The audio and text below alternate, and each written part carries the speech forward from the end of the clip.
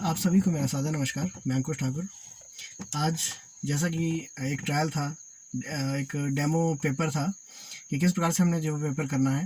तो हालांकि ये जो है वो आपके एवोल्यूशन में काउंट नहीं होगा, लेकिन फिर भी इसमें कुछ महत्वपूर्ण जो है प्रश्न दिए गए थे, उनको हम यहाँ पे कुछ प्रश्नों को यहाँ पे करने का अभ्यास करेंगे, क्योंकि ये क्वेश्चन पेपर जो है इसके रिगार्डिंग जो वो आपके 6 से 8 मिनट की जो एक वीडियो बनाऊंगा जितने उसमें क्वेश्चन कवर होते हैं मुख्य तौर पर, जो आपको इजीली अवेलेबल किताब से हो सकते हैं, उनको मैं छोड़कर जो बाकी के जो है वो आपको उसमें कवर करने का पूरा प्रयास करूँगा। पहला इसमें आता है होमो कितने लाख वर्ष पूर्व अस्तित्व में आए थे। एक्चुअली में ये जो थे वो 25 लाख वर्ष पूर्व जो है वो हिमयुग आया था, और उसी के परिणाम स्वरूप जो है वहाँ पे जो जीनस होमो है, मानव की जो प्रजाति है, उसका जो है वो अस्तित्व बना था, या इनकी वो अस्तित्व में आए थे। ठीक है, तो यहाँ पे मिली जुली जो यहाँ पे फिगर जो हमें मिल रही है वो 20 लाख वर्ष पूर्व मिल रही है। तो इसका पहला जो ऑप्शन है वो करेक्ट है। मेसोपोटामिया का आधुनिक नाम क्या है? ठीक है, मेसोपोटामिया आपको पता है कि दो नदियों दजला फरात नदियों के बीच भी ये स्थित था, और ये जो दो नदियाँ थी वो थी दजला और फरात। और इस क्षेत्र को जो महत्वपूर्ण जो कहा जाता था, या वर्तमान समय में जो कहा जाता है, वो है इराक। ठीक है, इनकी मेसोपोटामिया का जो आधुनिक नाम है वो है इराक।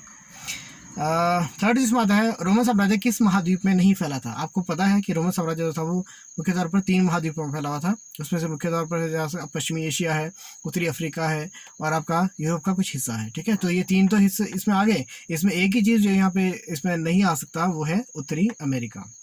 फिर नेक्स्ट इसमें आता है वो आता है चौथा जो प्रश्न है, MCQs हैं ये।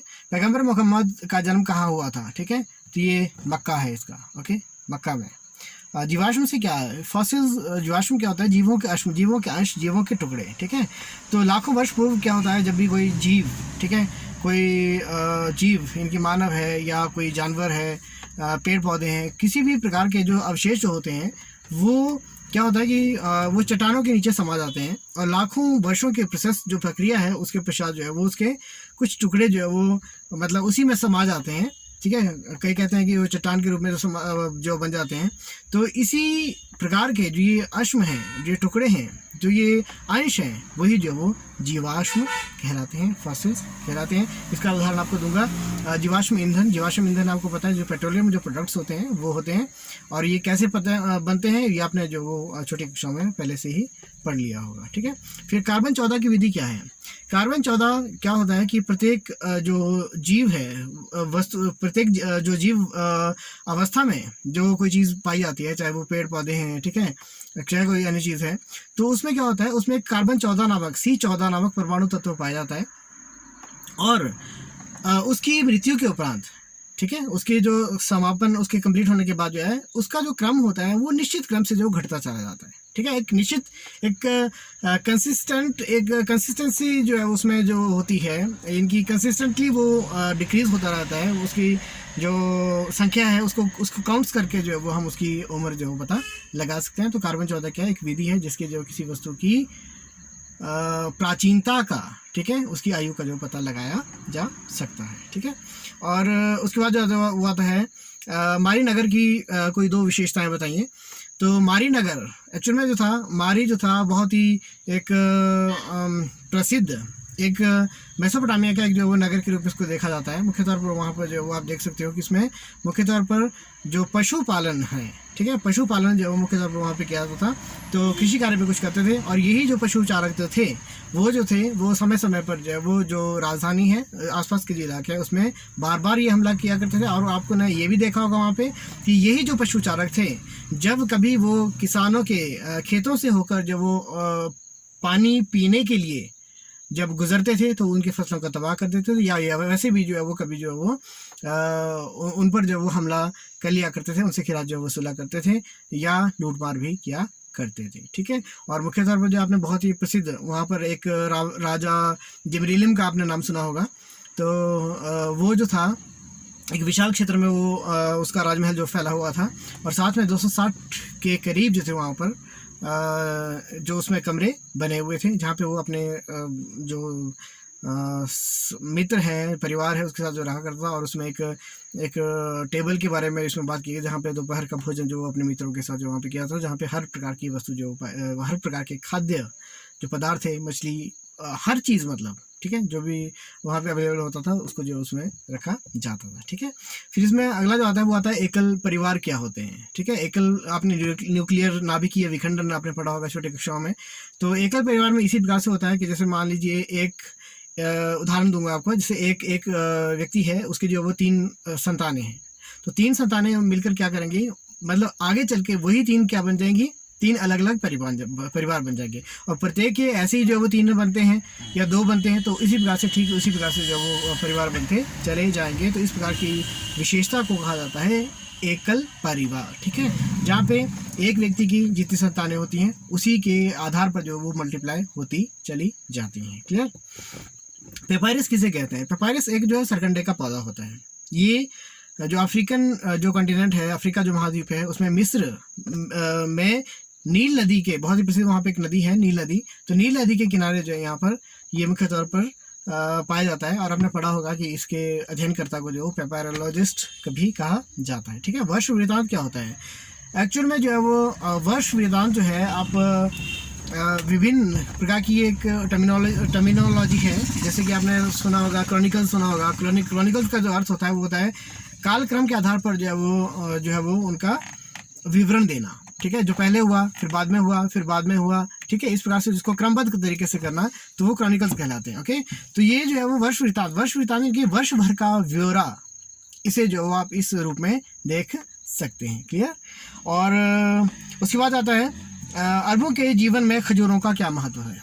ठीक है, और आपको जब हमने मतलब हम देखते हैं कि एक्चुअल में जो वो रेगिस्तान होता है, तो रेगिस्तान में 2 चीज़ें मुख्य तौर पर पाई जाती हैं।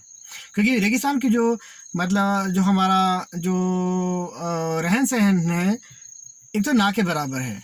ठीक है, वो यायावार रूप में ही मुख्य तौर पर, क्योंकि वहाँ पे मुख्य तौर पर हम एक जगह पे जो स्थापित नहीं होते हैं। उस रेगिस्तान के अंदर जहाँ कहीं भी हमें हरी भरी भूमि मिलती है, तो उस स्थान को विशेष तौर पर कहा जाता है ओएसिस या नखलिस्तान। नखलिस्तान मैंने पहले भी वीडियो के माध्यम से जो आपको उसमें बताया था कि किस प्रकार से जो डेजर्ट होते हैं उसके बीच में जो किस प्रकार से जो हरे भरे जो स्थल होते हैं जहाँ पे पानी भी पाया जाता है, उस प्रकार से नखलिस्तान कहा जाता है कहते हैं। और वहाँ मुख्य तौर पर जो वो पौधे वहाँ पे नज़र आते हैं, कुछ प्लांट्स वहाँ पे नज़र आते हैं, और वो कहलाते हैं खजूर। क्लियर। क्योंकि मुख्य तौर पर जो है ये एक और जो है जहाँ पे उनके लिए खाद्य पदार्थ भी उसमें आता है, और साथ में इनकी गुठलियाँ भी जो है वो बहुत ही लाभकारी साबित होती हैं। जो उन यायावार लोगों के जो उनके हम कह सकते हैं उनके पशु। ठीक है, मुख्य तौर पर वो उसमें वहाँ पे रेगिस्तान में कौन सा पशु पाया जाता है मुख्य तौर पे आप बता सकते हैं इसमें? वो है ऊँट। ठीक है, क्योंकि उसके लिए जो वो चारा भी इनसे उपलब्ध होता है, इनके अपने लिए भी, और जो पशुओं के लिए इनकी ऊँट के लिए भी जो वो चारा वहाँ पर उपलब्ध हो जाया करता है। फिर नेक्स्ट में आता है उम्मा से क्या अभिप्राय है। ठीक है, तो हज़रत मोहम्मद साहिब पर जो आस्था रखने वाले, ठीक है, इनके आस्तिक जो लोग थे, उन्हें ही जो है वो क्या कहा गया है, उम्मा कहकर पुकारा गया है। ठीक है, जो हज़रत मोहम्मद साहिब और उनकी शिक्षाओं में जो यकीन करने वाले, आस्था रखने वाले, विश्वास रखने वाले जो लोग थे, वो क्या कहलाए हैं यहाँ पर, उम्मा कहलाए हैं। ठीक है, जो होमिनिड और होमिनॉइड। ठीक है, आपको ये सब जो इसके आरंभिक जो है वो उसके पड़ाव में आप इसमें देख सकते हो। जैसे जब विभिन्न प्रकार के जीवों की उत्पत्ति हुई, उसी में जो मानव का क्रम आया, मानव के क्रम में जो सबसे पहले उसमें प्राइमेट्स आए, फिर होमिनॉइड आए, फिर होमिनिड आए। होमिनिड जो वो आपको आपने देखा होगा, वहाँ पे होमिनिड जो वो 2 श्रेणी में बटा हुआ है। ठीक है, 56 लाख वर्ष पूर्व क्या हुआ कि वहाँ पे ऑस्ट्रेलोपिथेक्स की उत्पत्ति हुई। हालांकि इसमें विभिन्न उसकी 4 उसको अलग कैटेगराइज भी उसमें किया गया था, लेकिन कुल मिलाकर जो आपने उसमें देखना कि उसमें से मुख्य तौर पर आपने ऑस्ट्रेलोपिथेक्स दक्षिणी बंदर, हालांकि आपके इसमें सिलेबस में नहीं आएगा आई थिंक ऑस्ट्रेलोपिथेक्स, लेकिन फिर भी जो वो हमें ये पता होना चाहिए, ये ऑस्ट्रेलोपिथेक्स 2 शब्दों से मिलकर बना है। ऑस्ट्रेल का अर्थ होता है दक्षिणी, और बंदर पिथेक्स का अर्थ होता है वो होता है वानर। ठीक है, तो ऑस्ट्रेलोपिथेक्स का जो शाब्दिक जो अर्थ हुआ वो हुआ दक्षिणी वानर। ये मैं इसलिए कह रहा हूँ क्योंकि इससे आप समझ जाएंगे कि वहां पर उसकी जैव विशेषता कैसी थी। आपने ये ध्यान रखना है कि जब मानव के विकास का जब क्रम आता है, तो उसमें एक चीज़ वहाँ पे सीधे तौर पर जो वहाँ पे चला करती है कि जितना प्राचीन समय में मानव होगा उतना उसका शरीर विशाल होगा। ठीक है, उतना शरीर उसका विशाल होगा, जबड़े पीछे से तंग होंगे। ठीक है, और माथा जो होगा वो ज़्यादा ढलुआ होगा। क्लियर। और यहाँ पे जब मैंने कहा ऑस्ट्रेलोपिथेक्स, उसका शाब्दिक अर्थ हुआ दक्षिणी वानर या दक्षिणी बंदर। तो कुल मिलाकर आप समझ सकते हैं कि ये मानव की अपेक्षा जो है वो किससे अधिक मिलती जुलती थी, बंदर से अधिक मिलती जुलती थी। गिलगमेश कौन था? गिलगमेश और जो था एनमरकर, जो उरुक के बहुत, उरुक मतलब मेसोपोटामिया सभ्यता के अंतर्गत उरुक नगर के बहुत ही प्रसिद्ध शासक थे। ठीक है, गिलगमेश जो है उसका नाम क्यों लिया जाता है? क्योंकि वहाँ पे आई थिंक 2123 से 2000 ईस्वी पूर्व तक वहाँ पे जो एक बहुत ही प्रसिद्ध उनके द्वारा एक महाकाव्य एपिक की रचना की गई और उसे गिलगमेश का महाकाव्य कहा जाता है और ये 12 पट्टिकाओं में लिखा गया था। ठीक है, ये इसमें मतलब इसमें एक वर्णन किया गया कि किस प्रकार से उसने वहीं से अपने उस नगर से शुरुआत की थी, पूरे अपने एक मित्र की उस दुखद मौत से जो है वो उसे बहुत चोट पहुंची थी और उसी चीज़ की भरपाई करने के लिए वो विश्व भ्रमण उसने किया, बहुत क्षेत्रों पर हो गया, लेकिन शांति जब उसे नहीं मिली तो अंत में आकर जो है उसी उरुक नगर की उस 4 दीवारी के पास आकर जो है उसने उस महाकाव्य का जो वो अंत किया था। ठीक है, आई थिंक आप इतने प्रश्नों को जो है वो भली भांति आप समझ गए होंगे, मुझे पूर्ण आशा है। इसी के साथ जय हिंद, जय भारत।